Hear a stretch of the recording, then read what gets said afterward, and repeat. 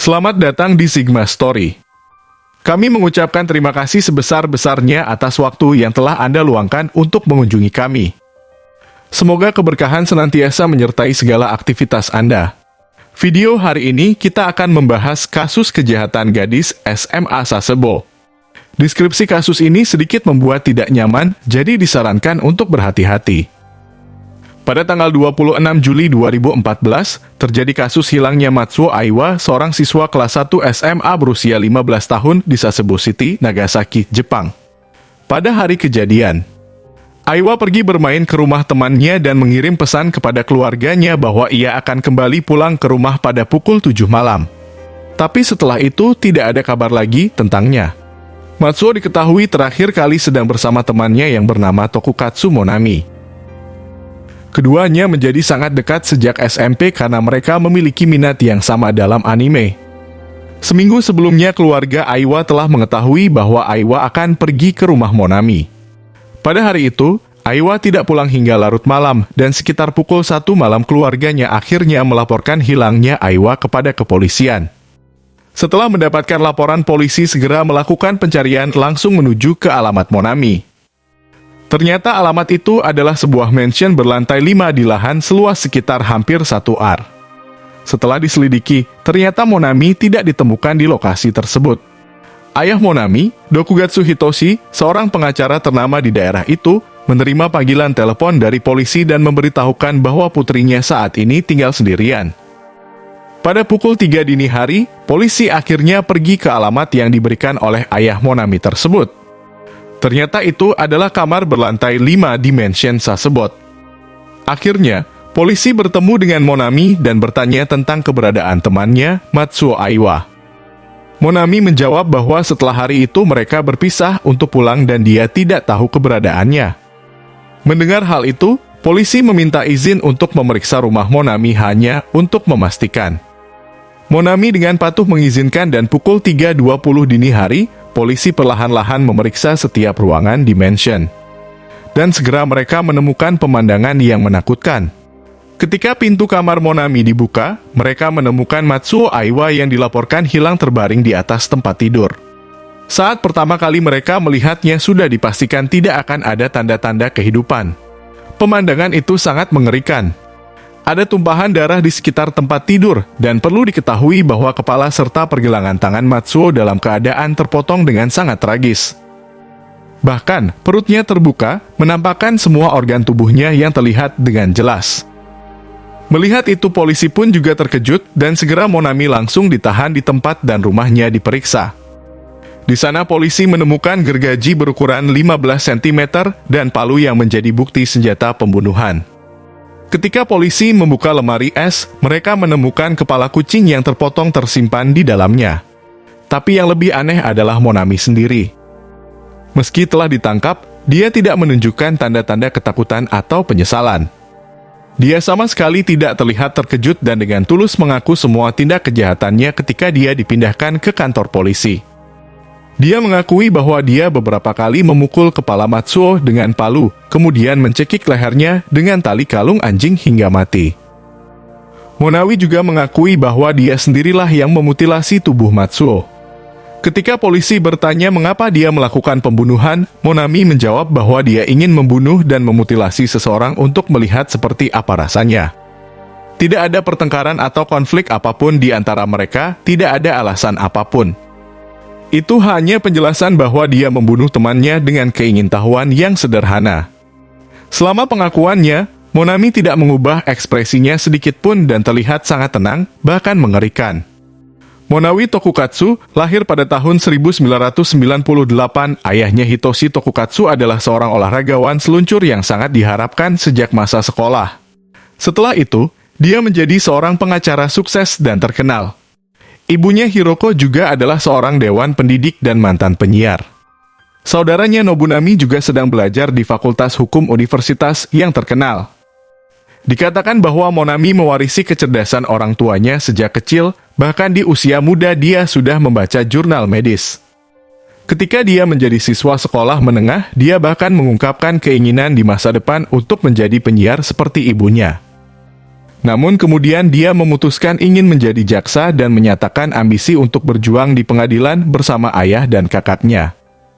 Bahkan kemampuan atletiknya juga sangat baik. Ketika dia menjadi siswa kelas 3 SMP, dia bahkan menjadi atlet seluncur perwakilan sekolah dan ikut berpartisipasi dalam berbagai kompetisi. Ketika orang-orang sekitar melihat Monami, mereka melihat anak yang sangat cerdas dan berbakat. Satu-satunya kekurangan besar Monami adalah kurangnya keterampilan sosial dalam menjalin hubungan pertemanan dengan teman sekelasnya. Anak tersebut tidak mampu memperlihatkan empati terhadap perasaan orang lain, sehingga sulit bagi dirinya untuk dapat berteman. Selain itu, dia juga sering menyiksa hewan-hewan.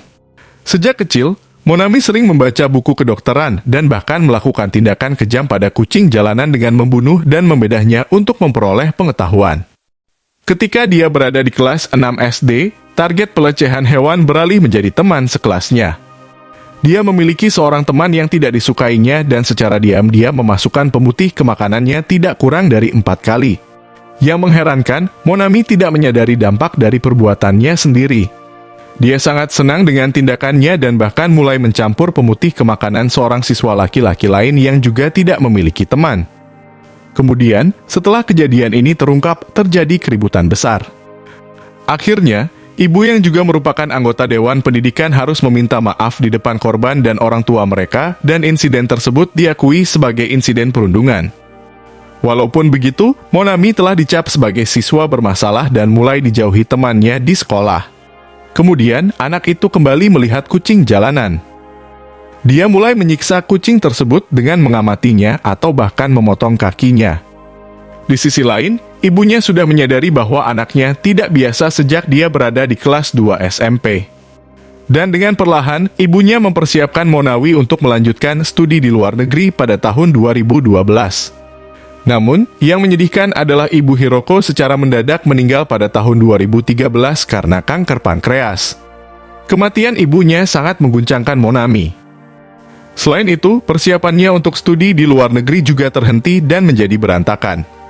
Ini dikarenakan ayahnya khawatir bahwa jika putrinya pergi sendirian ke luar negeri, ada kemungkinan dia mengalami kecelakaan. Oleh karena itu, ia memutuskan untuk membatalkan rencana studi di luar negeri tersebut. Padahal Monawi sangat berharap untuk melanjutkan studi di luar negeri, tetapi semua itu menjadi sia-sia. Sejak keputusan tersebut, Monawi mulai menyalahkan ayahnya. Pada bulan Maret 2014, saat ayahnya tidur, Monami memukul kepalanya dengan tongkat baseball. Untungnya, kejadian tersebut tidak mengancam nyawanya meskipun ayahnya harus dirawat di rumah sakit karena retak pada tengkoraknya. Kejadian ini sangat mengejutkan bagi seorang ayah. Tindakan kekerasan Monami terus berlanjut. Pada suatu hari, dia bahkan menyerang ayahnya dengan pisau. Ayahnya, Hitoji, sangat terkejut dan mulai merasa takut dengan perilaku anaknya. Oleh karena itu, dia memutuskan untuk pergi ke dokter jiwa untuk berkonsultasi tentang pengobatan dan konseling yang dapat membantu putrinya. Hasil dari konsultasi tersebut mengungkapkan bahwa situasi Monami sangat serius dan dia harus diisolasi. Ini adalah saran kedua yang diberikan kepada Hitoji. Meski demikian, Hitoji memutuskan untuk mengusir putrinya dari rumah. Mulai bulan April 2014, dia memberikan sebuah apartemen di Sasebo kepada putrinya agar tinggal sendirian. Sebenarnya terdapat alasan lain dalam keputusan tersebut. Bulan depan diketahui bahwa ayahnya Hitoji akan menikah dan memulai keluarga baru setelah istri pertamanya meninggal hanya dalam waktu 7 bulan. Karena persiapan untuk menikah, Hitoji memutuskan untuk menghapus Monami dari kartu keluarganya dan memindahkannya ke kartu keluarga nenek Monami.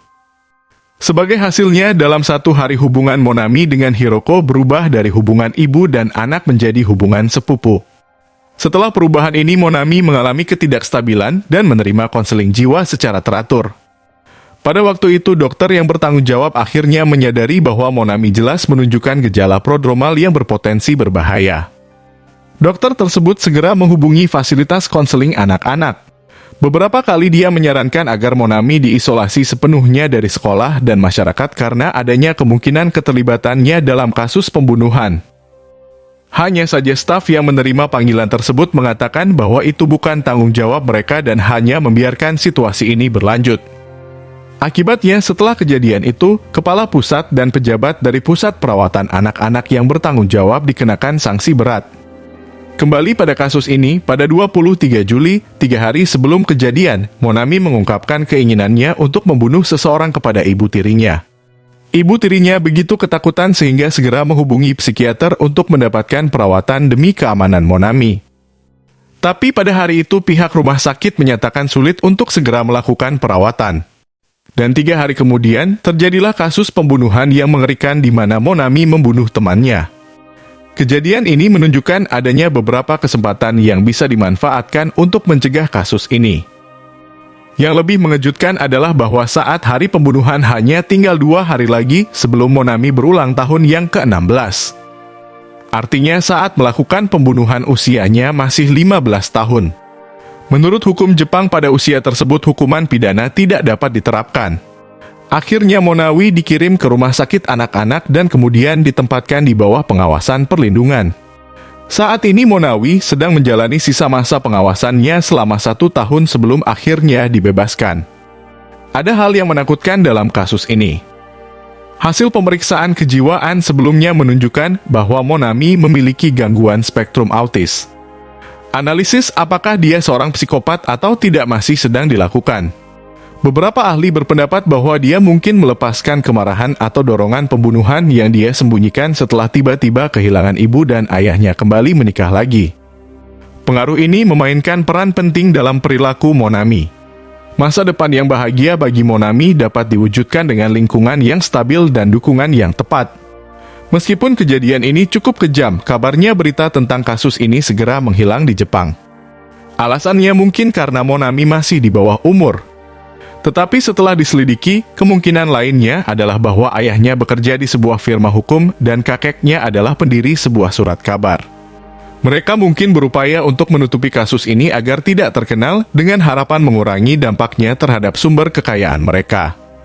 Setelah kasus pembunuhan, rumah besar di lokasi kejadian segera dijual dan 2 bulan kemudian, ayah Monami Tokukatsu Hitoshi dilaporkan mengakhiri hidupnya dengan pilihan yang sangat ekstrem di rumah mereka.